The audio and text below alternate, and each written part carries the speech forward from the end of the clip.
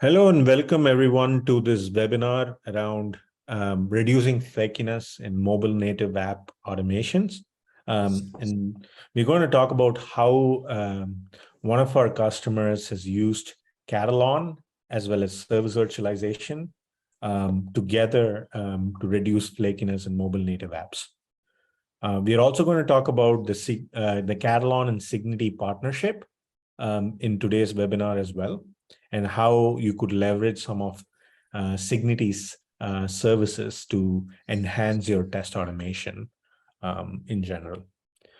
Today for the session, we have myself.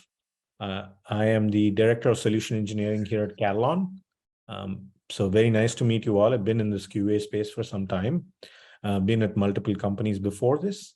We have Jagmeet, who's a Senior QA Automation Engineer from one of our customers, and Sharvan, who is a Senior Director of Solution Engineering at Cigniti. So thank you all for joining and spending your time today with us. And we are really excited to have you all here to speak about this wonderful topic. I will give this a quick overview on the agenda. So we'll go through the Katalon and Cigniti partnership on a high level. We'll talk about some of the testing trends that are evolving in the market and as Cigniti sees it in today's market. We'll talk about testing in isolation, what that concept really means, and how to achieve test isolation in native apps. We'll talk about service virtualization in general, and how our customer integrated Katalon along with Wiremark service virtualization capabilities, and then extending that into a CI/CD process. Following that, we'll have some question and answers from anyone in the audience, and we'll wrap it up. Pretty crisp agenda. There's a lot of things to discuss and pretty interesting stuff today. So let's get started. Sharman, I know you've been an integral part of Cigniti for some time in the partnership with Katalon. I'd love for you to introduce Cigniti and the business that you are in, what you do. Be really helpful for the audience. Sure, Gautam, sure. So Cigniti is a pure play quality engineering and digital assurance organization in terms of market presence, basically, right?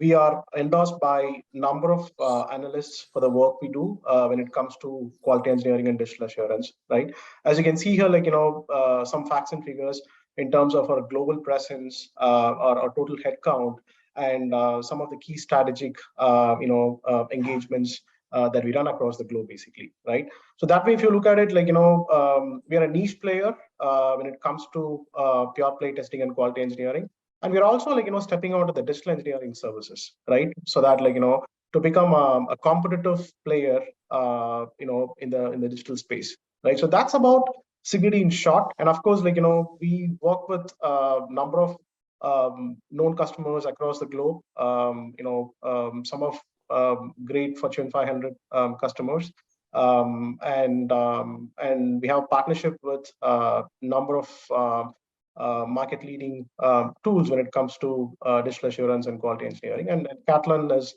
one among them, right? And we leverage Katalon's solution for a number of engagements that we run across the globe, basically. Right, so that's about Cigniti in short. Gokul, over to you. Great, thank you. I think we have a fantastic partnership with Cigniti overall. We've been starting to work with a few clients and seeing some real good success.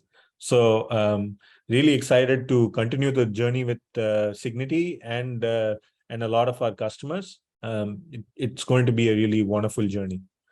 Over to you on the current trends that you see, Sharvan, in general in test automation and service virtualization. Sure, Gokul. See, we are in the scenario or the current world. There are a lot of changes that is happening, right? Starting from digital transformation to modernization. To cloud migration, there are number of things that happens across the enterprise, right? So we have listed some key areas that demands highest level of automation and service virtualization, right? In other words, if I have to say, if we adopt strategic automation and service virtualization, some of these areas, as we have mentioned, would be easy to achieve, basically, right? So that way, if you look at it, number one, continuous dual shift testing in line with agile approach, right?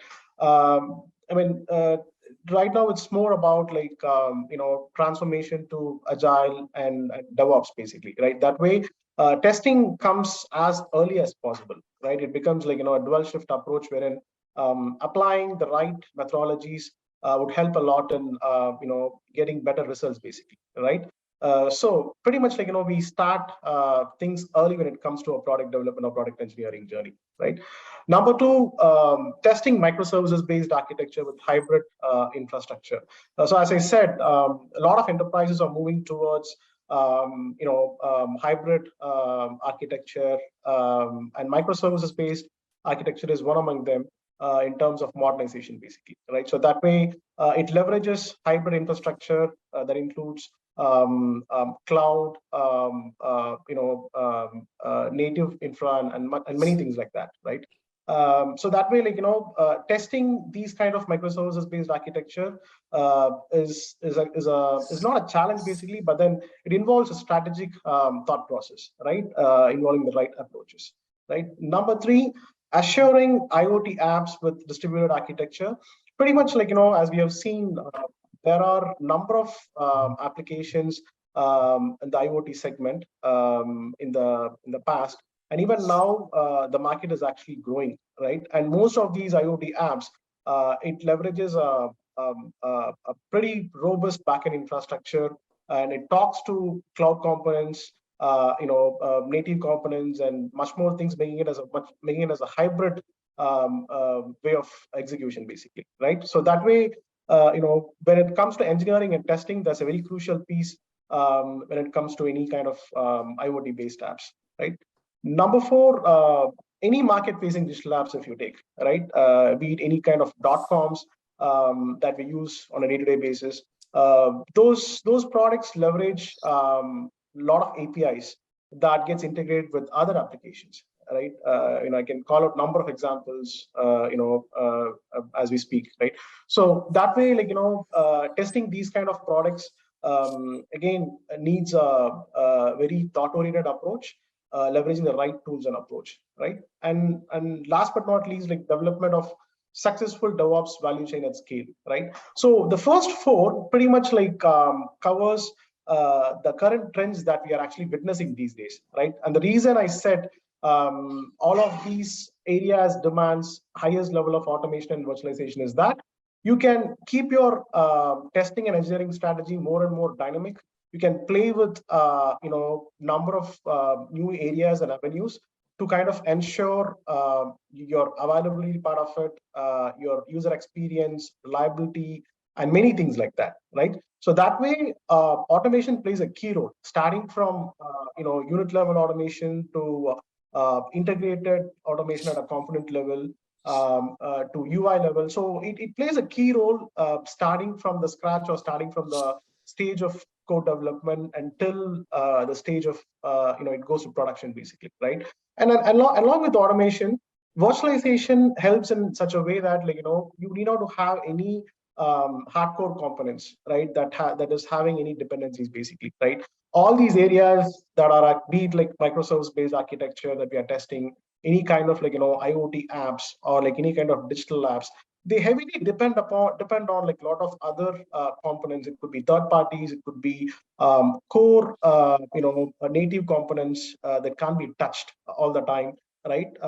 And things like that, right? So those challenges can be heavily avoided if you use service virtualization on demand, basically, right? And that too, when we combine automation with service virtualization, it gives a good advantage to test these products pretty early in the game and move along with the product engineering life cycle with assured results, right? And giving a good quality build to production, basically, right?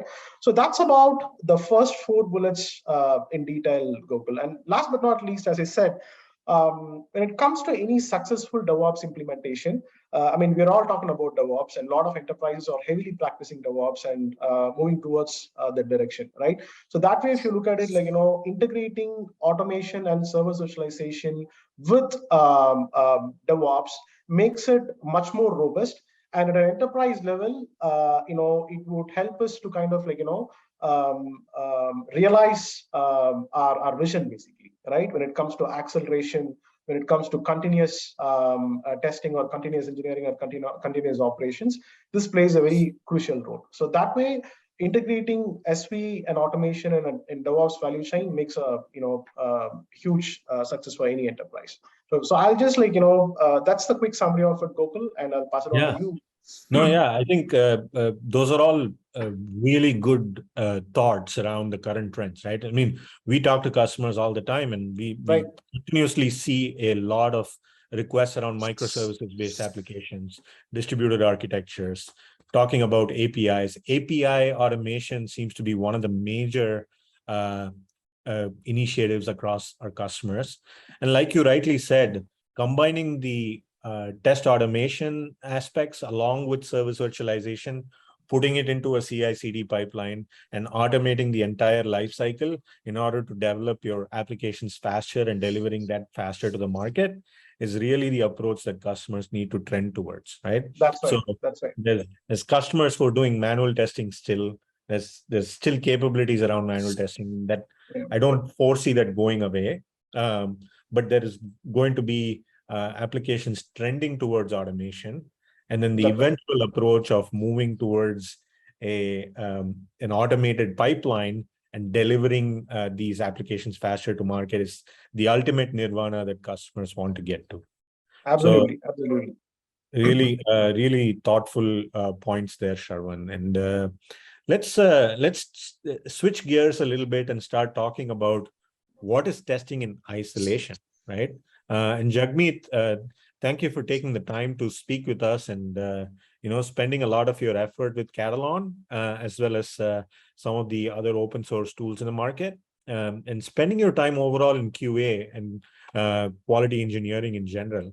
We thank you for your contribution to this QE industry, and this webinar is going to be really insightful for people starting their journey on the current topic that we are talking about. So over to you, Jagmeet.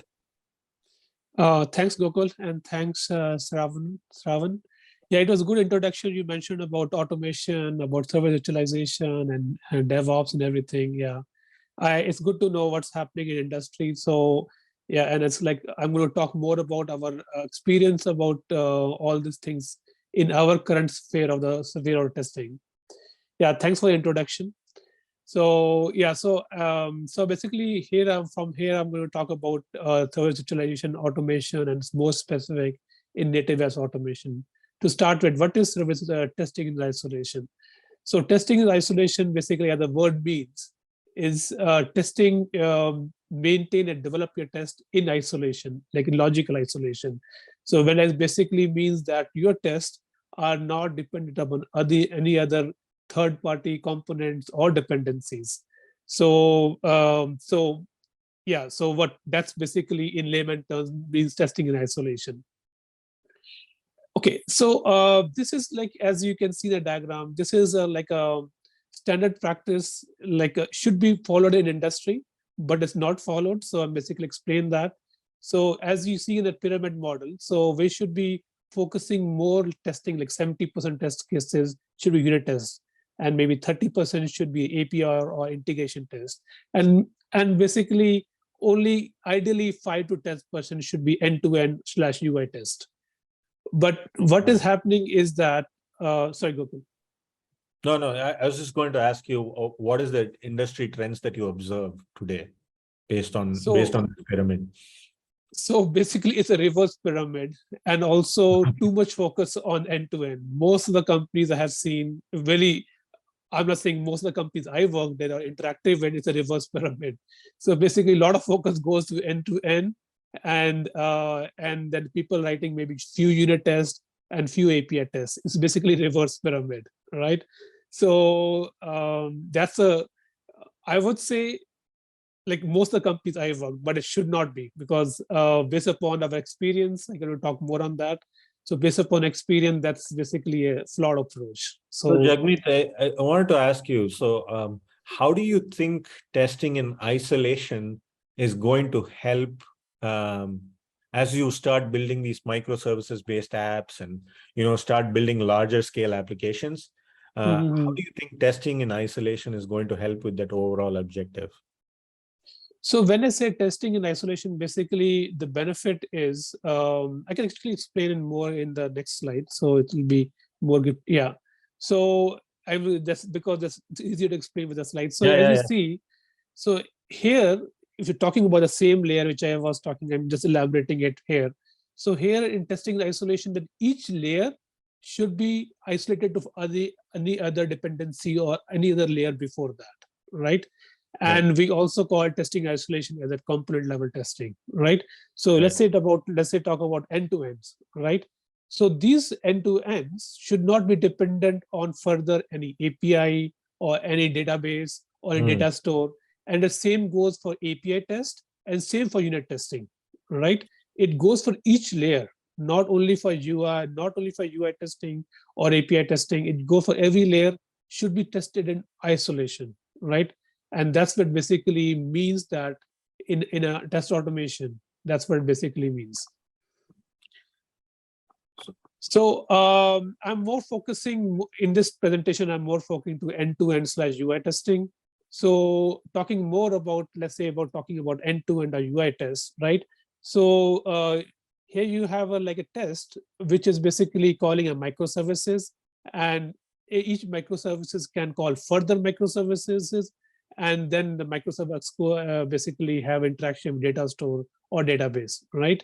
So that's how the, you can say, microservice architecture is. And basically any instability in any of the microservices can cause your test cases to break, right? And that's what we call the flakiness in our test automation. And so is your So suggestion that we'll have to test these microservices separately uh, before we do an end-to-end test? you're right. Yes. So basically, if you talk about API testing, right, that's a microservices, right? You should be testing in isolation, right? So and more if you go to layer end to end, like you should be testing that end to end test case and also in isolation. So that's what the whole concept of testing in isolation means. So test every layer in isolation, right? Ideally, right? And then when you say ideally, it's basically their this is basically we have experience in our company itself. When you're testing in isolation, you have more robust test cases. The flakiness which you see all this in your test results is basically not there, or very minimal. No, makes sense. So Thank you it's so much. about something like this as well. If you, I mean, if I have to give a different perspective to it, Gokul, it's about like having each microservice tested, right? And having a robust test suite that includes automation, regression, and any other suite that is needed for that specific microservice. Get that tested in and out, right? So that when it comes to an integrated testing from the user interface, that is not going to kind of like lead you to kind of multiple issues or defects, right?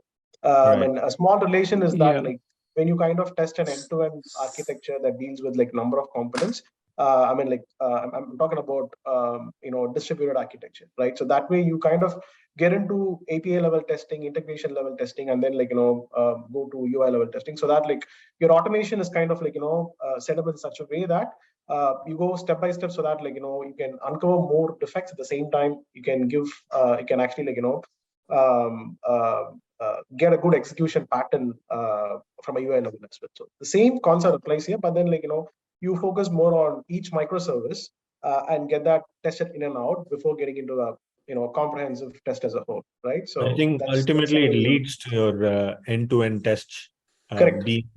being easier than expected, and That's then right. not Yeah. having to reverse the entire process and then start with end-to-end tests, but not individually tested. So individually it has to work prior to you doing an end-to-end test is kind of the Absolutely. point that we're trying to Yeah. drive. Yeah, that's right. Yeah. Great. Sounds good. So flakiness. Yeah, so basically, I have experiences myself in like the two companies I used to work before. Like, so test cases used to fail. Like you have like a test report that comes at the end, like your 60% test cases are failing or 40% test cases are failing, and then you basically do investigation why it's failing, flakiness, right? So what had happened is that you talk to your dev leads or those people and say, okay, my test is failing because it's flakiness, right? So what had happened to them? They'll think, oh man, your automation is not working, right?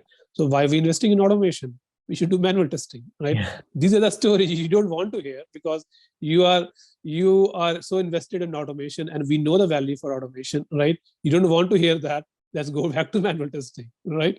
So we want to remove that flakiness. That's the whole thing, right?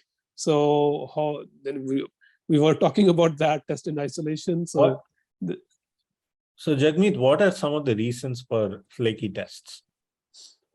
So primary reason is dependency because your tests are dependent upon other tests, other components or Mm.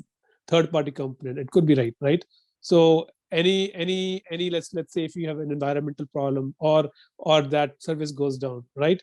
Your test is failing because of that component being down, right? So your test is fine. Is your UI or your microservices behaving fine, right? But other microservices down, right? And that's like a typical, we're talking about microservice-based architecture, right? Yeah. So your test case is not failing for your component because it's failing because your component is dependent on other component, right? Right. So that's one of the reasons for flakiness. But of course, there could be other reasons also, environmental and other things. But Right. that's like based upon my experience, this is the one of the main reasons for flakiness. And that's a really good point, right? I think a lot of customers that we talk to have their API dependencies failing, right? And there could be environments that they don't have access to, or it's a paid environment. And, you have to, even when you're testing, you'll have to pay per request, right? So there's just too many reasons on that. Sharvan, any input on that? Sure, Gokul. You mean to say, like, from a flakiness standpoint, like, Yeah, like you what know, are some of the common reasons that you observed with your customers? see, it's about like, when you take an example of a large architecture, right? I mean, let's take any product that is like, market-facing product. Obviously, if you look at it, there are a number of components that comes into picture, right? You have like multiple engines, database systems that are located in cloud, your native infrastructure and things like that, right? So of course, like, when you start things, when in terms of testing, it is about like, architecting a clear solution, right? So how it is going to be tested and what is going to be tested in the downstream architecture, right?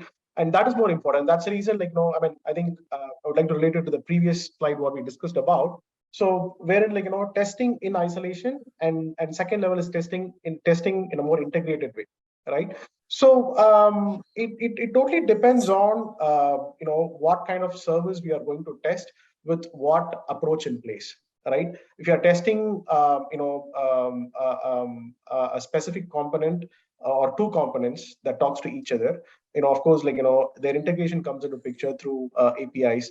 And sometimes, like, when it talks to a database, that's a different story altogether, right? So that way it's about, like, designing the right solution that has number of parts in it, right? And how we are testing it, like, and how are we kind of, like, getting things done at a back end, right? So that, like, and that translates to your UI level executions, basically, right? Most of the situations, most of the cases, like, if you have a well-defined strategy for assuring your backend architecture, and then after, once you test your UI, that is going to kind of, like, make things easy, right? And that is the, I think that is the mantra to success, basically, right? Most of the Yeah. times where you won't see much of flakiness. And of course, like, I've been, like, working with a number of customers, and this is not, I mean, as we speak, like, it's be easy to say, but then in terms of implementation, the challenge is what it's going to be, right? So that way, Right.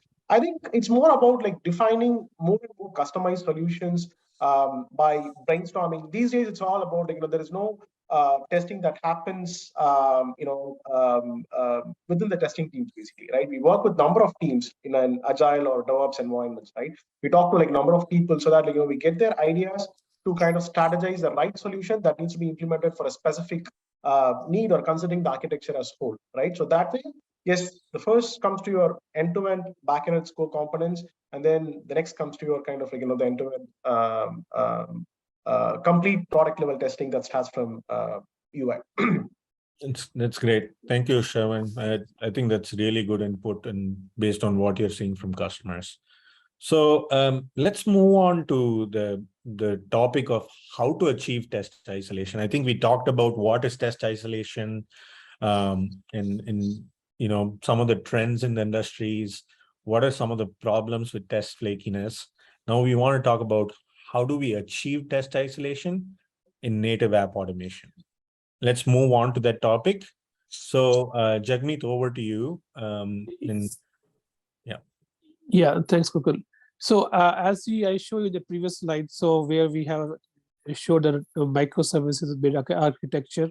So I'm just showing that again. So basically here, as I explained you, our objective is to basically have these UI tests or end-to-end tests basically running in isolation.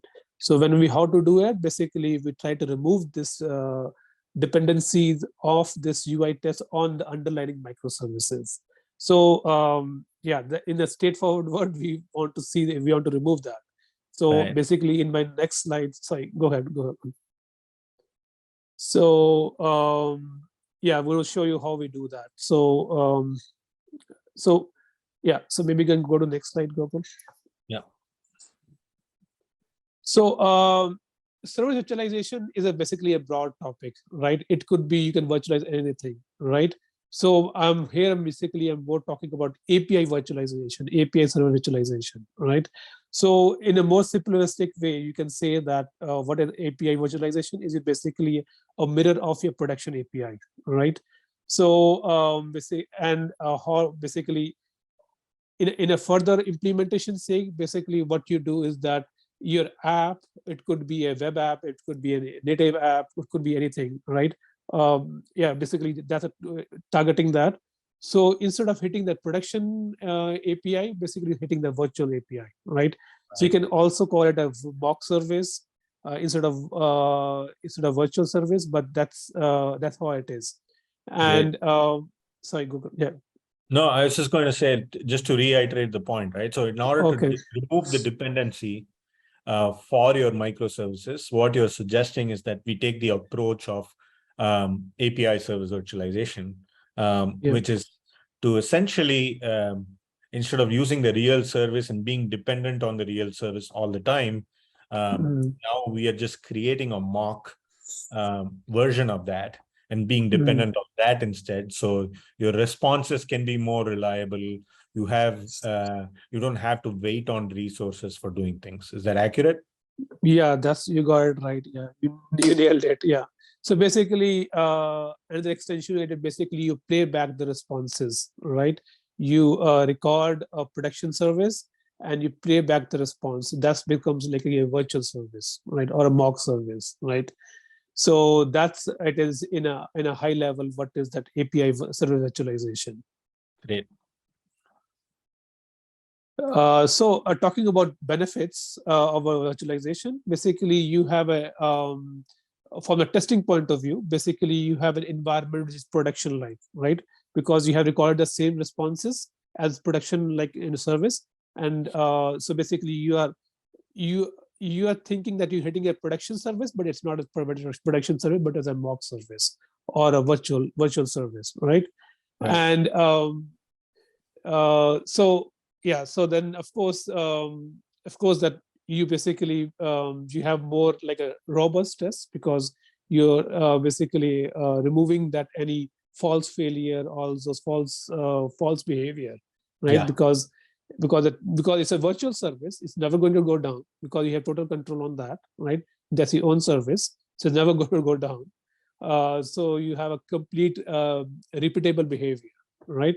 Yeah. And then, of course, the other benefit is that, right? So in many situations, you can have a testing effort start early on, because they could be different scenarios in your production life cycle. That production service is still under development, but and your testing is dependent upon that production service to complete, and you cannot start testing. So how you do it? You basically create a mock service which is production like, and you can start writing your test. So with that, basically your testing can start early on. So you don't have to wait for the service to be fully developed. So that's really good, right? I think the approach of taking API service virtualization is going to be really helpful for customers, especially who are really dependent on live production-like services. And Shravan, any thoughts to add here? Yeah, it is like I mean, this is a very I would say that it's a luxury that we have got, right? I mean, like, of course, like, this does exist for a long time, but like there were lots and lots of new features that were rolled out with respect to different tools in the recent past, actually, right? So that way it becomes more and more dynamic, Gokul, right? I mean, you start with profiling a set of APIs, and then you create a mock service out of it and use that for testing, basically, right? So it is not stopping there, right? You eventually you can keep updating that mock service as needed, so that you kind of test what you want and what is getting changed, basically, right? And the luxury here is that you're not hitting the any specific systems directly, wherein you're actually you have a mimic, you have a mock service in place that handles everything in as it happens in reality, basically. So that's the advantage what you get, right? I mean, mainly one, to start with, yes, of course, you have a pattern, of course, as you move forward with your testing or engineering life cycle, it gets evolved, basically, right? So that's the primary advantage of this, right? Not just restricting to APIs. Even if you go outside of APIs, there are a number of use cases when it comes to service virtualization. I mean, I have a slide that talks, I mean, that I can talk through in the end, but then I mean, it is not, there are only less number of limitations these days as we speak, right? Wherein there are enormous use cases that we can actually discuss about, wherein how can we use service virtualization for end-to-end performance testing, early testing, right? That depends on heavily on other components, basically, right? Data virtualization, so many things like that. So previously, I mean, we didn't have a luxury of doing data virtualization, right? Of course, the other areas were existing. So that way, the entire service virtualization capability itself is kind of growing to the next level, I should say, right? And in the coming years, and the number of use cases will be growing to the next extent, basically, right? So that's where we stand. Thank you so much. I think one other point I wanted to cover before we get into this topic is, what are some of the disadvantages that you think in the approach of service virtualization? Disadvantage, they're not exactly a disadvantage. Yeah, of course there are challenges, because of course they're learning. Or challenges, right? Yeah, so of course there are challenges, because when we introduce service virtualization into our team, so people have to rethink. Okay, and basically they have to retrain themselves how to record and then implement the solution. And also one primary challenge, or it's more like a thought process challenge, what I've encountered is from the management point of view, right? So they want, okay, they say, okay, no, we don't want this virtualization. Why? Because they want to test an app in complete sense, which is hitting a production service, right? So they want to see the whole thing happening in face-to-face, not because they say, okay, virtualization means you're not testing you're missing maybe some part of testing, right? That's a thought process, right? So of course, a lot of basically convincing them, and not only convincing them, basically giving them the drawbacks of if you do have a production service, talking about flakiness and all those reports which we get in the end, which is a lot of failing test cases. So we have to basically convince them on that and sort of a rethink about the approach. So there are a couple of challenges on those aspects which we faced. Great. Sharman, any thoughts on what could be potential challenges or things to overcome when considering combining service virtualization with automated testing? Yeah, I mean, challenges are there, Gokul. Like, I wouldn't say that like fine, it's going to be like as easy as that, right? It's about like what kind of service we are going to kind of like virtualize, right? To give you some, I mean, a real-time example here, right? When you are actually like virtualizing a target component, right, which is used for some kind of end-to-end testing or automation or performance or be it any use case it is, right? So you need to configure that specific service in such a way that it responds and reacts to any request as a real component, basically, and that is a very crucial part, right? You kind of like I mean, let's say that like it's a mainframe target, right? I mean picking up an old example, but then like it can be anything like that, right? So but there could be some delays when it comes to response. There could be like some configuration level challenges that we need to take care of. But it's about like what we do is that like we completely understand that component, right? To overcome these challenges. I mean, to take a step back, when I say challenges, it's about like fine. One, when you configure that specific service. Second, how do you put it on execution mode, right? And third, how do you continuously like monitor that service so that you make continuous improvements to it, right? All these are possible with service virtualization tools in place, right? But then it's all about like how do we approach and take care of it, right? If you follow the right approach, the challenges are going to be less, right? And we won't face more issues during the runtime, basically, right? Say for example, if you completely analyze that component, whatever you're going to virtualize, understand its configuration pattern, understand the way it is going to kind of like respond to most number of requests, right? The delay in terms of response and things like that, right? So that gives you a good insight about what needs to be configured and how it needs to be configured, basically, right? So you kind of like create a replica of it and then like play with the configuration and set things. So you do like number of mock tests, right? And kind of like you certify that before deploying it to actual testing or engineering activity. So that way, you wouldn't see much issues or challenges on the runtime, basically, because like you've kind of like created a component and you've mock tested it, basically, and then you've kind of like made sure that all the nuts and bolts are working fine, and you have taken care of like number of failure test scenarios that can occur, basically. So if those things are taken care, of course, when it comes to implementation, that is going to be an easy way to do things. So yeah, thank you, Sharman. I think that's really helpful and good insights.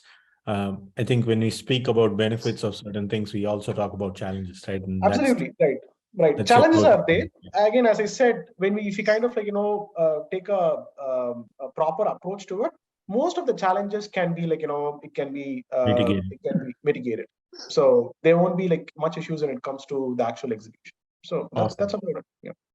Thank you so much. So I think moving on, we wanted to discuss how do we do this, right, with the virtual service. I know, Jagmeet, you've already built a lot of your automation test scripts and test suites with Katalon. And I think you're going to talk about how do you record the API responses through a wire mock setup here, correct? Yeah. So basically, we use a tool called WireMock. Of course, there are other tools also, but we use an open source tool. We use this tool called WireMock to record the responses from the production service, right? And then for more about native apps, so basically, what you do is that you rebuild your app where in the property file or configuration file, your requests are going to the virtual service, not to the production service, right? So you have another, let's say in the Android world, you build an APK where requests are going to like your virtual service or a mock service. And basically, of course, the next step is when you're writing a test using Katalon. So your tests are running against the newer APK, not the APK where you point in the production service, but the APK we are pointing to the virtual service. So that's how, in a three-step process, basically you implement native apps with a virtual service, with the concept of server virtualization. Great, awesome. So that really helps, and I think you're going to walk us through the setup as well as a demo, correct? Jagmeet? Yep. Yeah. So as I explained you in a more textual form, basically here is more like a pictorial same here. So basically you have a wire mock service, wire mock server in the middle. Basically it helps you record your responses from a production service, and here, and then you basically you have a you build your APK file or an iOS app pointing to a pointing to the mock service, or so basically you have a APK file pointing to the mock service instead of production service. So that's on a high level how you basically implement a server virtualization. So yeah, in my next slide, basically I'm going to show you in a more like demo form how we implement this server virtualization. So the first step is basically you start your wire mock server, right? And here I'm starting the wire mock server, and you can access it from the URL. So when you start your server, it's no recording. It's all basically vanilla state. And here I'm basically trying to record the response from a like production service. Here this is just an example. So here we start a recording, and yeah, so as you can see, it's now recording, and basically, and then in the next step, we basically send a response to this production application. So we can use either a browser or we can use a Postman or any other tool, right? So here we're sending a response. Here it's a GET request. It could be POST request. So we are sending that to that production server, and here it's basically it got the response back. Like this is just a sample response. So now when you stop recording, basically it captured the response. Yes, you can say it's captured that. It created like a sort of a mapping file, what you call in a wire mock. This is a wire mock mapping file is created. It's a JSON file, and yeah, so it's created in a mapping folder. And when you refresh your wire mock server, you can see it has recorded that the GET request, right? So similarly, you can have a POST request recorded, or you can have so many other requests you can record. So so that's how you create a mapping files and basically record your request. In here, what I'm showing you is an example of an Android app. Here, if you can see here, it's pointing to the wire mock service, which is running on my local host. And here now we are trying to build this application in like a wire mock mode, or where the properties file is pointing to your mock service. So you rebuild your app. So it builds an APK file in Android world. So it where is pointing to a mock service. So yeah, and similarly you can build in an iOS where your you call IPA file in iOS. Yeah. So yeah. yeah, so that's how you build an application. And now I'm launching this application on emulator. Here, this application, as you can see, is basically pointing to a mock service instead to a production service.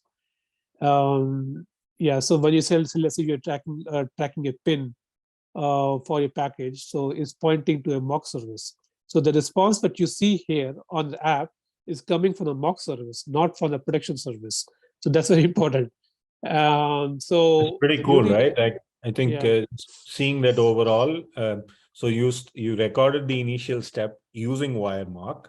Now Yeah. you're playing back that within your app, and you're actually getting a response from the mock instead of the real service, which is really cool. Yeah. So when you see in actual, you can better imagine what I talk in the slides. So yeah. So yeah. So that's really helpful. So it's pretty simple to record the mock and play it Yeah. back and see the responses coming from your virtual service. Yeah. So I think the next topic that we wanted to talk about is how do you do that in conjunction with Katalon Studio and service virtualization and including the CI/CD process is what we are going to talk about next, right? Yeah. So yeah, so here I'm talking about integrating all different components. Everybody wants to have like a DevOps pipeline in their automation, right? So in our world, we use Jenkins. You can use any other tool, doesn't matter. So we use Jenkins as a CI/CD tool. So the first stage is basically you build an iOS app, right? With a request pointing to a virtual service. So step number one, right?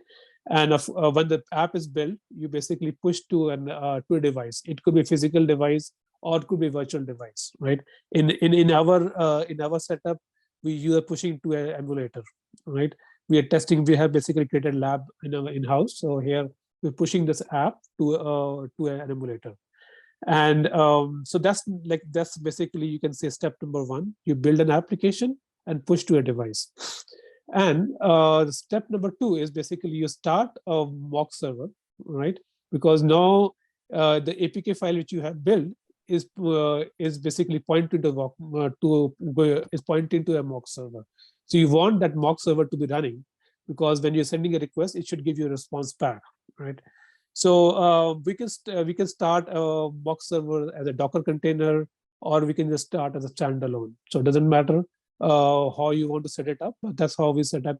In our example, we are setting it as like a standalone mock server, and I'm starting that as a standalone wire mock server. So that's another step number three, you can say. And then the step after that, we use Katalon to basically build our APM test, right, for our native apps or iOS automation. We start executing this test. And these tests are basically using that APK file, which is pointed to a mock service, right?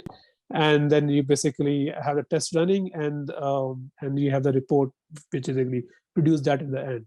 So as explained in the whole complete flow of the diagram, here you have a Katalon service running against an APK file, which is pointing to a mock service. So you have a complete virtualization setup in a CI/CD fashion.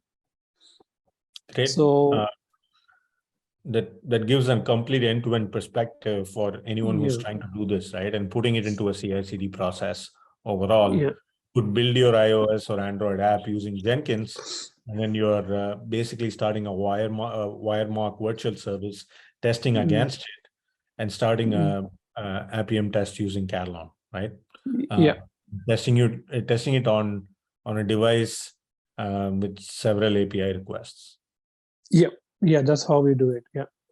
So Gokul, this is where I said, like, having a custom solution developed, right, to kind of test your the complete backend stream, and also your front end, basically, right? I mean, so this relates to fine. You have a custom solution leveraging Katalon and Wiremark, right? And how are you kind of like testing this out, right? This is what is required to test number of microservices, actually, or an architecture that is dependent on huge number of microservices. Not just microservices, any distributed architecture you take, right? So there could be a number of custom solutions like this, right? It can rely on one such solutions, or it can rely on multiple solutions like this, which would strengthen your overall testing process, and that translates to assuring a good quality testing from your UI layer, basically, right? So sorry, go ahead, Sherman. No, I was saying I thought of highlighting it based on what we discussed before some Yeah, time back.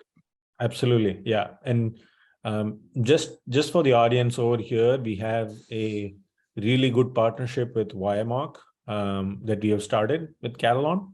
So, if you're excited to talk about automating your tests along with service virtualization, feel free to reach out to us. We are happy to help you and go through that overall process.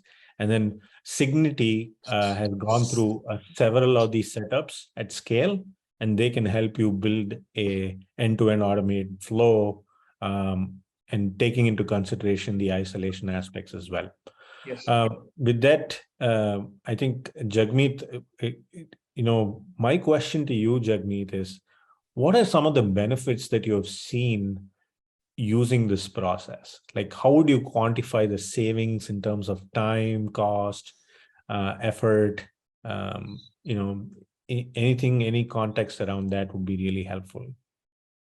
So what the benefits we have seen as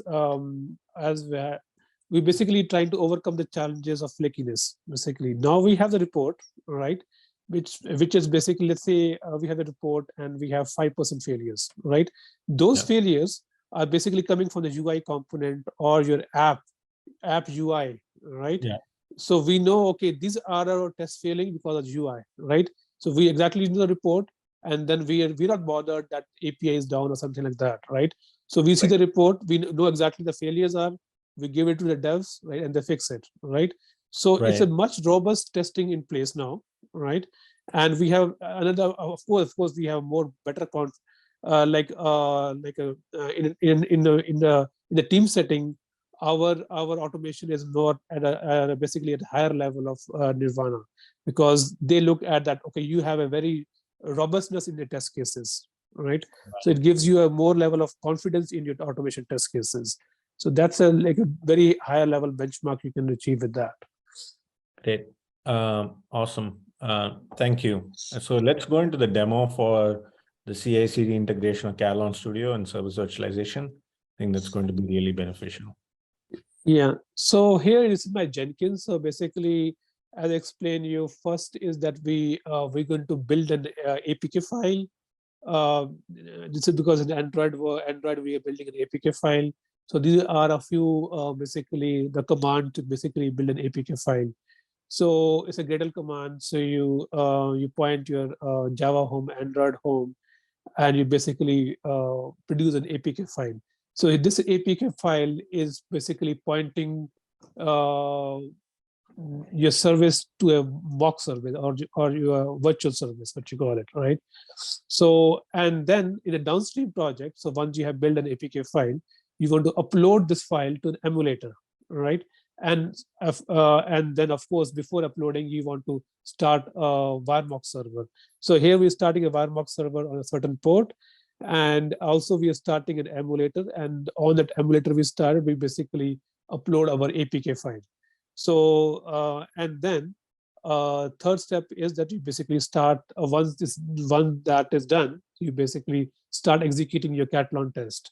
So, and basically the test executes, and it produces a report in the end, and of course you clear it up in the end. You stop your Wiremark server and you kill your emulator, and you see the report in the end. So that's how we configure our pipelines. And I'm going to show you in the practice how we do it. So I think so first step is I'm not building the APK here. So APK is already being built. So so here I'm basically uploading that APK to the emulator, and of course starting the Wiremark server as a part of the pipeline process. So yeah, so this is the emulator started. So if you go to the console logs of my pipeline, so it started a Wiremark server, and whatever APK file we have built in the step number in the previous step is going to upload to this emulator. And once the application is launched as a part of the Katalon test, now this APK file is pointing to the mock server, and which is started by a Katalon test. So here the Katalon test is basically started running, And as part of the Katalon test, it's going to launch that APK file. So now it's launching the APK file on this emulator, and the WireMock server is running on the same machine. And this automated test is written in Katalon, basically. Yeah, right? it's written in Katalon. Yeah. And we have, for other projects, we also use Katalon to write our iOS tests with the same approach as service virtualization. And so just a bit slow. Sometimes it gets slow on the emulator. So it's launching the application. Application is already launched. Just that particular component here is a tracking application. Here you can see that this particular track request is going to the mock servers, and here in your Katalon test is basically verifying that whatever response is coming back is correct or no, right? And if it is correct, this basically test case is going to pass. If not, it's going to fail. So you basically see that whole integration of CI/CD as we talk about, in a full scale of the things. Awesome. So I think, overall, what you're doing here is writing a Katalon automated test and using the virtual service that you created in the previous demo video, integrating both of them through Jenkins on a CI/CD platform. Once this job is done, essentially you're saying that, hey, this application actually works. The API is delivering response as it's supposed to deliver. Let's move on to the next stage within our overall build cycle. Yeah, you got it right. Awesome. That's really good innovative use case. I think it'll be really powerful for a lot of customers trying to do API testing at scale and having some of the challenges around accessing real world APIs. How does contract testing play into this, Jagmeet? Can you just maybe elaborate what exactly when you mean by contract testing? So when we talk about contract testing, we talk about schema validation, right? In general. So when you talk about, there may be specific API parameters that you would have to validate against. For example, there could be a name with only certain characters that are allowed, or a social security number cannot be more than 10 characters, or be multiple aspects, right? So you would have to validate and verify that those schema parameters, schema validation happens properly at scale as well. Oh, so I think so you're talking more, when you say contract testing, are you more thinking more on the API testing point of view? Yes, exactly. Okay. So if you're specifically asking about the contract testing and virtualization, so I think I briefly mentioned that in the one of the slide. So in the, let's say if you have a service, let's say it's here this API endpoint is basically also dependent upon another API, right? So your API test now is dependent upon the correct response or a timely response getting from another API, right? So let's say that API is down, or it could be, or it does not give you a response in timely manner. So whatever contract test you're writing for this particular API is going to fail, right? Because if you have that model, right? And with service virtualization, you can basically potentially mock your other service, which could be you can call it third-party service or whatever. And with this virtualization, you always know that response which is coming from this third-party service is always going to come in the same in a timely manner and deterministic response. So you can have that level of implementation also. Great. Yeah, thank you, Jagmeet. Sharvan, any thoughts you want to add? I think whatever Jagmeet summarized, I think he kind of highlighted some of the key points, Gokul. So that covers it pretty much, actually. Great. I think Sharvan, I think you wanted to talk about some of the other applications of service virtualization. Right. So I think we have seen a very good demonstration from Jagmeet, on how to use a server's virtualization and automation combined solution, and putting that in a CI/CD pipeline. What kind of an advantage that you get, basically, right? So having said that, I mean, as I mentioned before, there are like number of applications, that you can think through, applying service virtualization basically, right? For example, automation at various levels during end-to-end testing and engineering lifecycle, which means like anything you want to automate, be it a service or a component or integrations. And that's when you think about service virtualization, right? And going beyond boundaries, right? So when you think that something is not doable, when it comes to a specific test environment, right? Then like fine, why don't we then kind of think about putting together a solution that can leverage service virtualization, basically, right? That's one way to look at it, right? Second, extensive performance testing, right? Normally what we do is that, and this is one of the real-time examples where I've seen a number of places, Gokul, right? I mean, there are like these days as we speak, days are gone where performance testing is done once after the build is actually stable and all that, right? But right now it all goes in parallel, right? It even starts pretty early in the game. When you start, developing, or the code is getting developed, basically, wherein you do component level performance testing, right? So, having said that, it needs a proper setup, actually, right? I mean, you need not to kind of depend on some of the key components, wherein if you start creating some stubs, right, or if you start to mimic some services, this kind of an early performance testing could be done as easy as possible, actually, right? And of course, again, one more relation to this specific example is that when you configure a specific service, it's all about how do you do it, right? When it comes to performance testing, you need to kind of create that virtual component as real as how it works in real time, basically, right? So if you do all of this, this becomes an even more powerful area that can be implemented.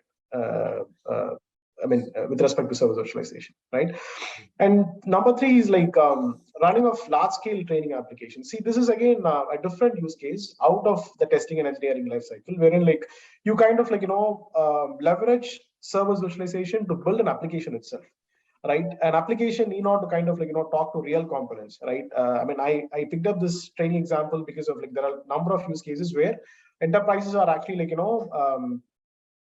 building apps, and integrating with some mock components, which is used for training their employees and other key resources, right? So that is not going to be a complex task for them, right? They can actually easily create an application and create a virtual data pool, integrate that with multiple mock services, and create an application that can be used by a number of their employees for any kind of training needs, basically, right? See, this example is something beyond testing, right? Engineering, right? So Yeah. that's how it works. Yeah. And of course, number 4, failover testing. Failover testing is another interesting area. I mean, these days, we are talking about chaos engineering, reliability engineering, resiliency engineering, all that, right? So what all that is basically we have a number of tools that can actually handle it. But then, if you create a virtual service, right, you have all the control to kind of break that, play with the configuration, as I mentioned before, or do anything to it, so that you can observe the resilient behavior of that specific application, right? Let's say there is a middleware wherein it gets number of requests from different front-end components or client systems, right? So you kind of play with the configuration of a middleware using a virtualized service. Then you get to kind of get into more number of failure conditions, right? Yeah. And you can make that specific component more and more reliable and resilient, and at least have that resilient pattern to be taken care of the entire architecture, basically, right? That is another example. And of course, we talked about virtualized test data. I mean, enabling TDM, right? There are a number of TDM tools, but then having a proper virtual warehouse where you can actually host the data that is needed for testing is another example, basically, right? So these are a few things what we explored. Why can't we do it? Some use cases we have done it in real time as well, right? To a number of engagements, but then the scope is more, is what I'm trying to say. Yeah. Right? No. These 5 are just to kind of give an understanding about what more can be possible with SV. But then it is about our thought process. When we put together a right solution for end-to-end testing or engineering, or beyond that, how can we apply this? And that becomes a use case, basically. So that's about it. Thank you, Sherman. Thank you, Jagmeet, for sharing your excellent thoughts on this topic today.